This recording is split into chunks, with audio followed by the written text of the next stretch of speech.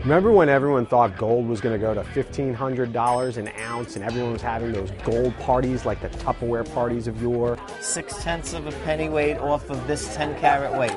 And oil, it was going to go up to 100, another super spike.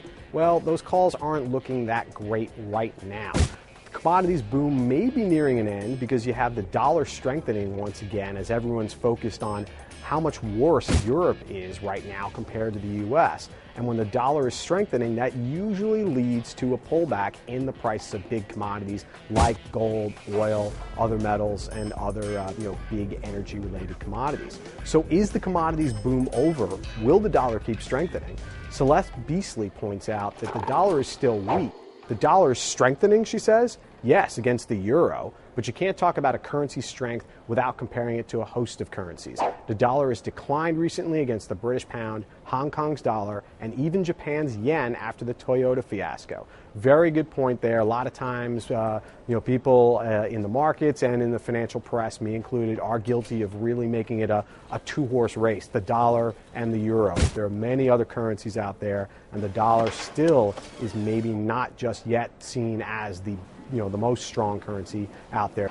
Dennis Mackey, however, is worried that the surge in commodity prices is not over and that the Fed's easy money policy will lead to even bigger gains down the road. We can't simply keep printing trillions of dollars and think that it will not cause inflation, he writes.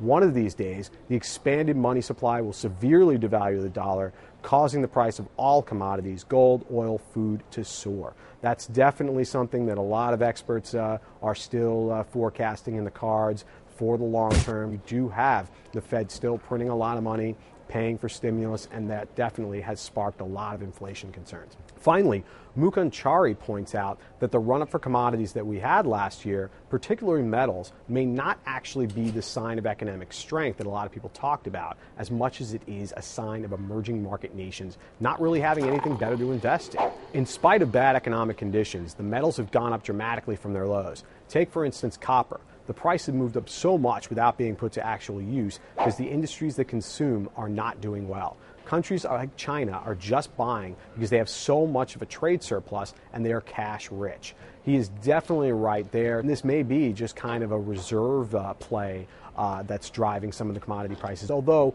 to be fair, you definitely do have the rise in copper as a good economic sign as well, because copper, more so than gold and silver, is really put to heavy industrial use, partly because of emerging market strength and demand.